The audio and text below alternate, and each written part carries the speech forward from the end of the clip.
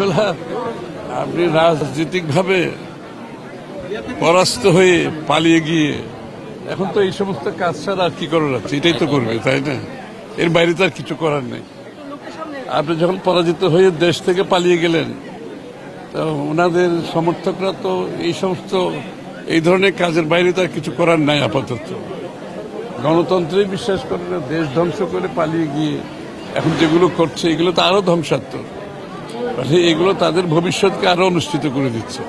না, দূতাবাসের বিষয়টা নিরাপত্তা তো ওই দেশের ব্যাপারে আছে, এটা তো ওই দেশের দূতাবাসের হয়তো ইন্টেলিজেন্স কিনা আমি জানি না, এটা হয়তো তাদের জানা উচিত ছিল। এনিওয়ে, এটা কিছু আসে যায়, এগুলো একটা গণতান্ত্রিক দেশে অনেক কিছু হতেই পারে, এটা আমার জন্য এমন বড় কিছু না। এগুলো গণতান্ত্রিক সব দেশে এগুলো হয়ে থাকে। যার সমর্থন আছে সেও করতে পারে, যার সমর্থন নয় সেও করতে পারে। এই কাজ করতে তো খুব বেশি কষ্ট করতে হয় না।